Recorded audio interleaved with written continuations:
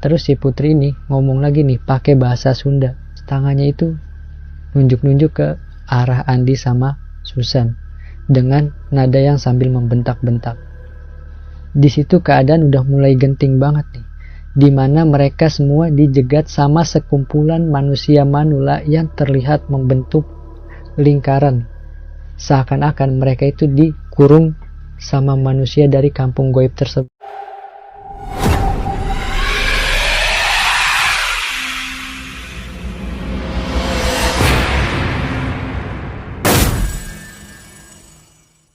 Halo semuanya, kembali lagi bersama gua Fadilah di Lesehan TV, menguak kisah tentang legenda, sejarah, dan hantu yang ada di sekitar kita.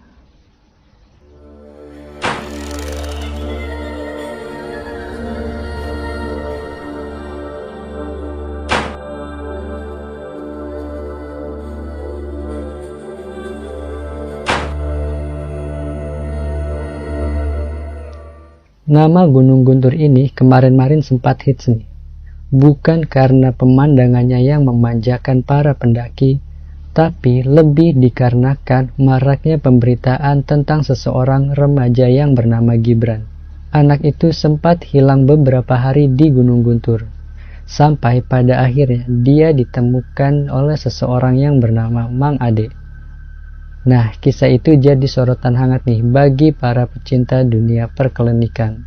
Tak terkecuali kalian nih yang udah mampir ke channel gue sekarang untuk memanjakan penerawangan akan mereka yang tak kasat mata. Tapi jauh dari kisah horor si Gibran ini, sebelumnya ada 5 orang yang pernah mengalami kejadian aneh juga nih di Gunung Guntur.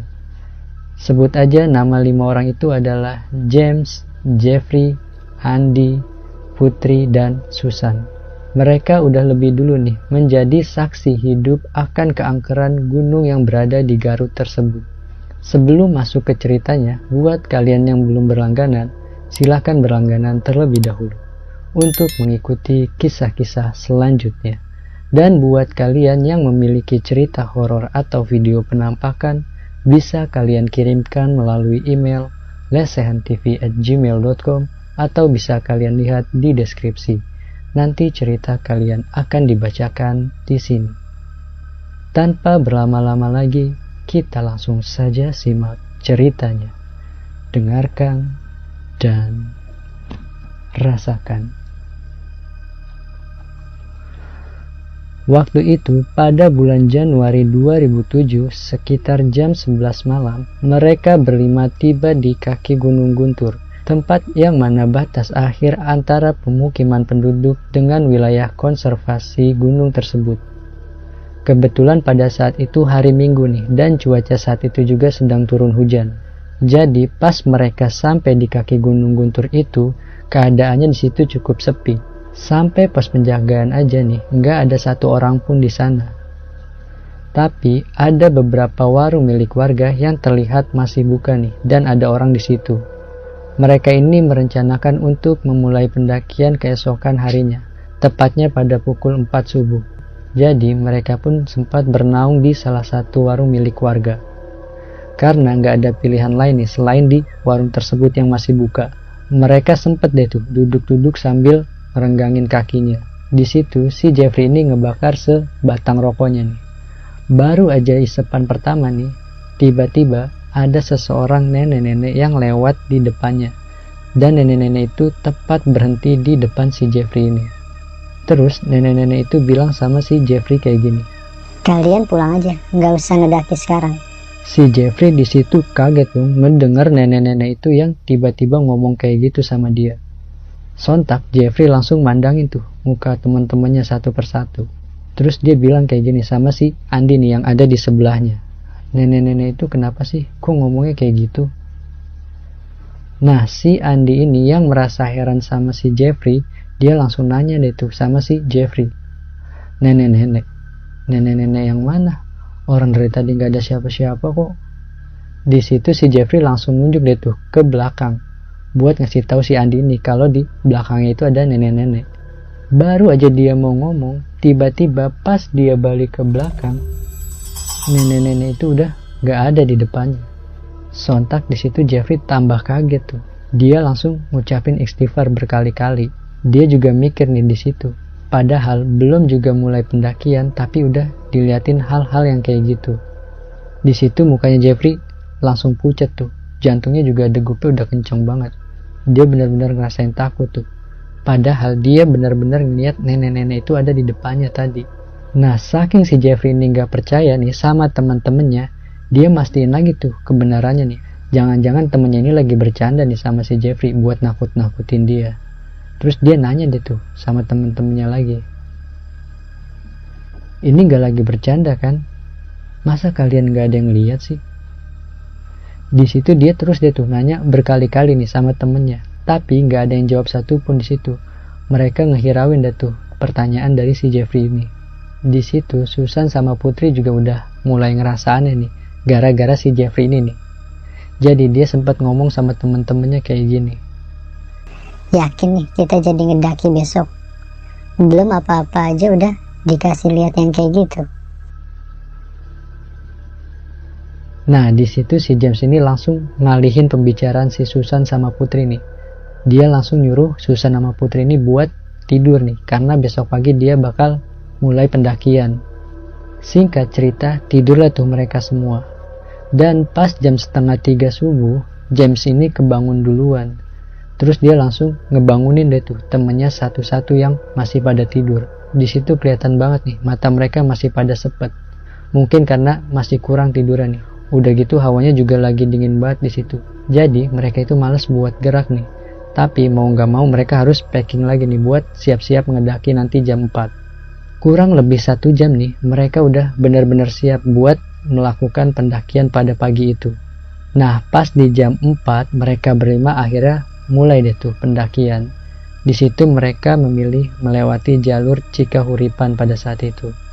Di awal pendakian, mereka ini ngelewatin jalan setapak dengan pemandangan yang masih terlihat gelap. Karena waktu itu masih subuh nih, jadi belum ada matahari pagi yang muncul. Saat pendakian itu, cuma rombongan dari mereka doang nih yang kelihatan melakukan pendakian. Gak heran sih, karena di situ mereka ngedaki pada hari Senin, bukan pada hari libur. Jadi ya kemungkinan gak ada pendaki lain selain rombongan dari mereka ini. Di situ jalur yang mereka lewatin ini agak lumayan licin karena semalaman suntuk habis diguyur hujan. Mereka terus deh tuh jalan tanpa istirahat kurang lebih 1 jam. Setapak demi setapak mereka berjalan sampai pada akhirnya matahari sedikit nih menerangi perjalanan mereka. Di situ mereka saling bercanda di tengah heningnya Gunung Guntur pada saat itu. Si Jeffrey yang kemarin sempat kusut nih mukanya, di situ dia udah mulai bisa tertawa nih sambil bercanda sama teman-temannya yang lainnya. Mungkin dia udah ngelupain kejadian yang semalam dialamin. Setelah kurang lebih 2 jam mereka berjalan, mereka sempat tuh istirahat sejenak karena si Putri sama Susan ini udah mulai kecapean. Nah, mereka ngerenggangin deh tuh kaki-kaki mereka sambil minum sebotol air pada saat itu. Baru aja mereka istirahat sebentar nih buat ngerenggangin kakinya, tiba-tiba ada seseorang nenek-nenek lewat di depan mereka sambil membungkuk dan menjuntaikan tangannya nih. Seolah-olah nenek itu kayak lagi permisi nih sama mereka. Terus nenek-nenek itu juga ngucapin permisi nih sama mereka. Dijawablah tuh sama si Jeffrey dan teman-teman lainnya tuh. Gak ada yang aneh sih sebenarnya, mengingat pada waktu itu udah jam 6 pagi. Apalagi aktivitas masyarakat pedesaan emang terkenal rajin nih dan beraktivitas sedini mungkin.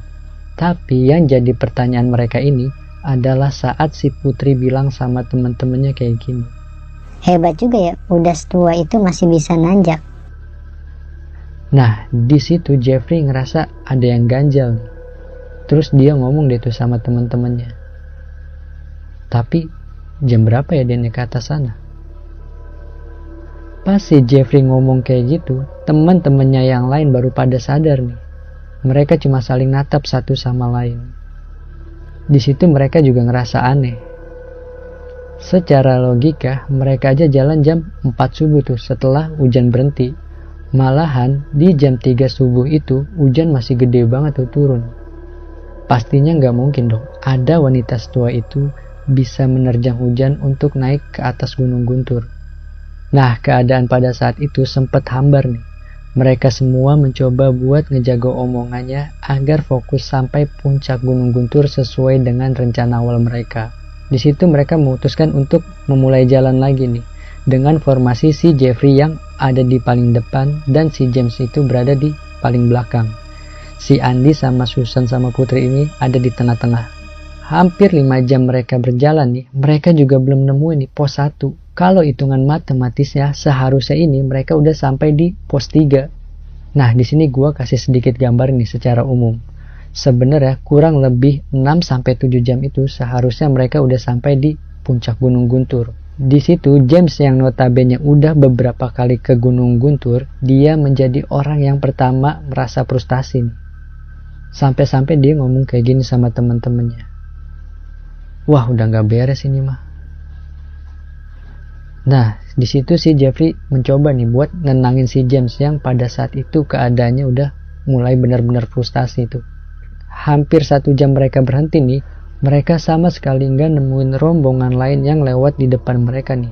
Padahal mereka itu udah jalan hampir 7 jam nih, tapi nggak ada seorang pun yang lewat di depan mereka nih, atau berpas-pasan sama mereka.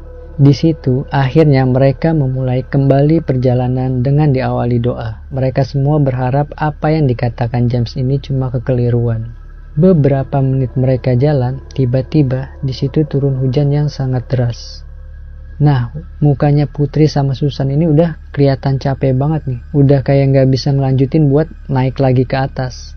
Belum lagi medannya nih yang cukup terjal sama licin pada saat itu.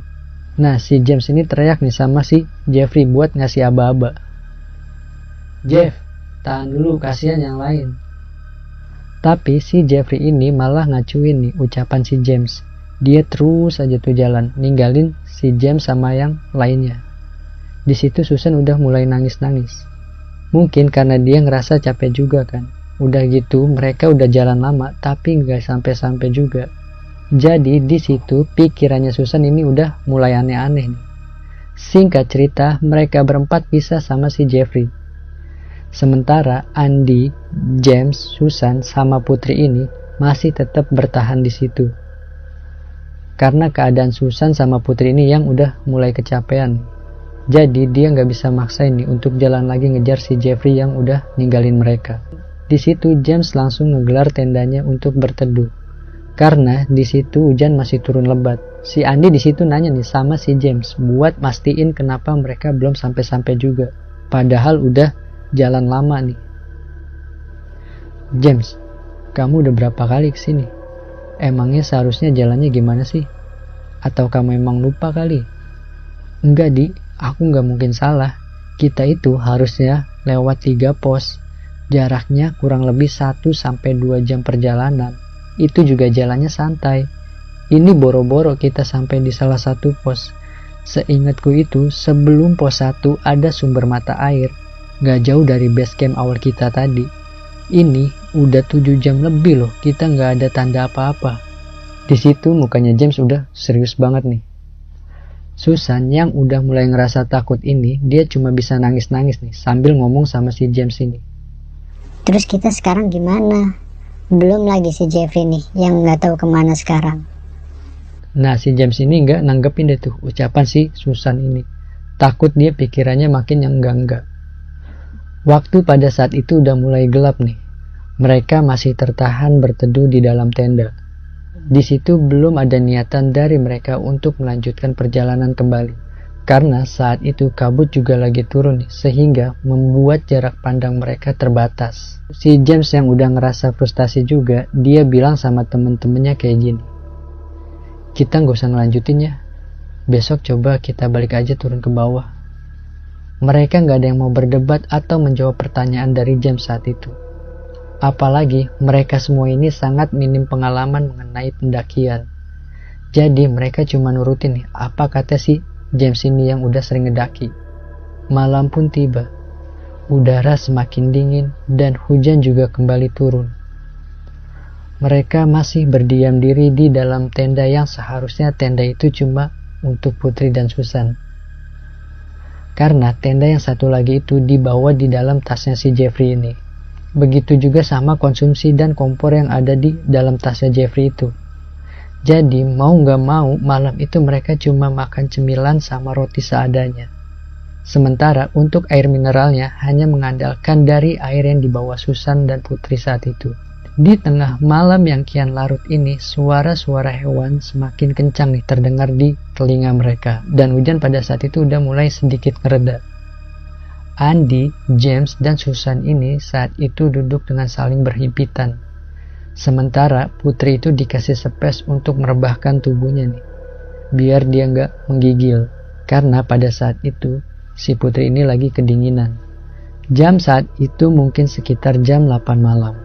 Mereka yang di dalam tenda mendengar suara langkah kaki orang jalan di sekitaran tenda mereka.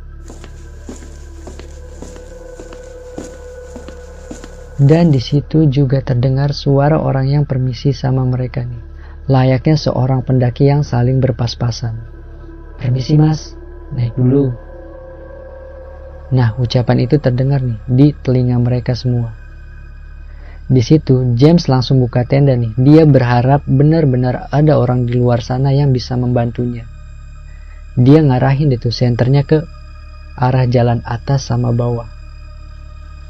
Anehnya, pas dia senter keluar sama sekali nggak ada orang yang lewat di situ. Bener-bener sepi, nggak ada orang. Kok nggak ada ya, Di? Si James ini ngomong nih sama si Andy yang ada di belakangnya sama Susan. Tadi kalian dengar kan?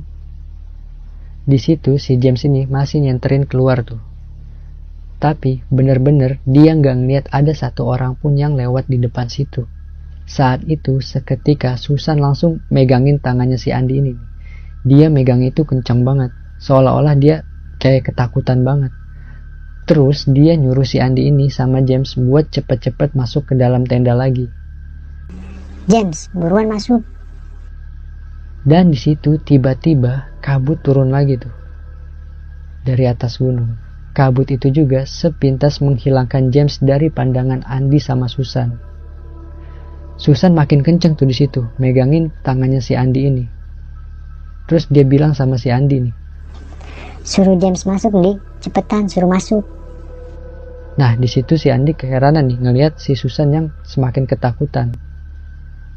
"Kamu kenapa sih, San?" Dan benar aja nih, apa yang jadi ketakutan Susan di situ terjadi. Dia benar-benar gak nemuin si James ini. Tiba-tiba si James ini ngilang aja gitu ditelan kabut. Beberapa kali si Andy ini nyenter ke arah luar, tapi dia nggak nemuin nih si James ada di situ. Sampai-sampai si Andy ini teriak-teriak manggil-manggil namanya James berkali-kali, tapi nggak ada jawaban. Si Andy mulai deh tuh percaya sama si Susan nih, yang tiba-tiba sikapnya aneh nih, kayak ketakutan gitu. Terus dia nanya deh tuh sama si Susan, "San, emangnya lihat apa barusan?" "Nenek-nenek yang tadi pagi di depan itu, Di. Matanya itu hitam semua. Mulutnya juga itu penuh darah. Aku nggak tahu tuh kalian lihat apa enggak waktu James ngarahin senternya itu ke depan." Nah, si Susan itu nunjuk deh tuh ke arah yang dia lihat sosok nenek-nenek itu. Nah, si Andy nanya lagi deh tuh sama si Susan tentang suara yang dia dengar tadi tuh. "Terus tadi yang suara orang permisi itu apa? Dia ada di mana?" "Dia itu di dekat nenek-nenek itu tadi. Mukanya itu udah hancur semua. Terus dia ngelambai-lambain tangan ke arah kita, seolah-olah kayak ngajak kita gitu." Nah, di situ bulu kuduk Susan langsung merinding semua tuh. Karena dia benar-benar jelas tuh ngelihat sosok nenek-nenek itu sama seorang pendaki yang mukanya udah hancur semua saat itu. Belum selesai masalah James yang hilang, tiba-tiba dia ngedengar lagi nih suara orang yang lagi ngeraung-ngeraung. Suaranya itu berat banget. Seketika Andy sama Susan ini saling lihat-lihatan tuh. Terus dia inget nih sama si Putri yang masih ada di dalam tenda. Pas dia lihat ke belakang, tiba-tiba si Putri ini udah dengan posisi duduk sambil meronta-ronta. Sontak si Susan ini langsung teriak-teriak histeris nih. Sementara Adi ini kebingungan nih mau ngelakuin apa. Di situ si Adi ini langsung ngajak si Susan buat sedikit ngejauh dari Putri yang lagi ronta-ronta sendiri tuh. Belum selesai di situ, mereka merasa kepanikan. Pas mereka balik lagi ke belakang, tiba-tiba semula yang tadinya mereka lihat itu bebatuan semua, sekarang yang ada di depan mereka itu adalah sebuah perkampungan dengan obor yang mengelilingi tempat tersebut. Di situ Adi kaget dong, terus dia ngucap, "Aku di mana sekarang?" Mereka benar-benar ngerasa frustasi saat itu. Dia juga bingung nih mau ngelakuin apa. Pada saat itu Susan masih aja tuh ngerangkul badannya Adi nih dari belakang. Nah, pas dia balik lagi ke arah Putri, yang semula tadinya ada tenda tempat dia neduh itu, tiba-tiba tendanya itu udah nggak ada nih. Dan si putrinya itu juga udah posisinya berdiri di belakang mereka. Nah, saat itu Putri jalan deh tuh ngelewatin Andi sama si Susan ini. Pandangannya itu udah kosong banget di situ. Andri coba buat nyadarin si Putri ini nih yang lagi kesurupan. Dia manggil-manggil namanya Putri ini buat jangan ngejauh dari mereka. Tapi si Putri ini enggak ngehirauin ucapan Andi nih. Di situ Andi langsung narik deh tuh tangannya Putri ke belakang. Di situ Putri sempat diam beberapa saat nih. Sampai pada akhirnya dia membalikkan badannya nih ke arah Andi sama Susan. Di situ betapa terkejutnya nih Andi sama si Susan ngelihat mukanya Putri yang udah bener-bener beda nih dari sebelumnya. Dia ngelihat bola matanya Putri itu udah hitam semua. Enggak lama si Putri itu ketawa cekikikan dengan suara yang melengking.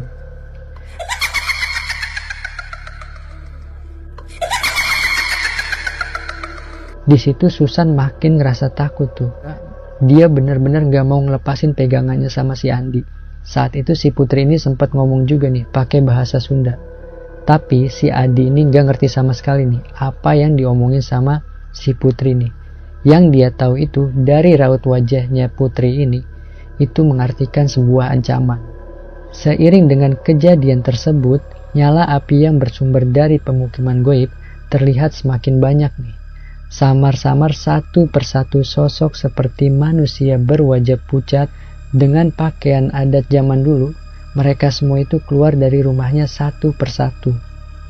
Mereka semua ini berjalan ke arah Andi sama Susan dengan tatapan yang tajam.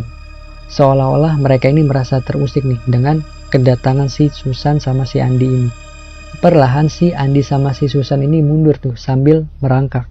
Tapi enggak nih dengan si Putri yang masih berdiri sambil ngeliatin si Andi sama si Susan.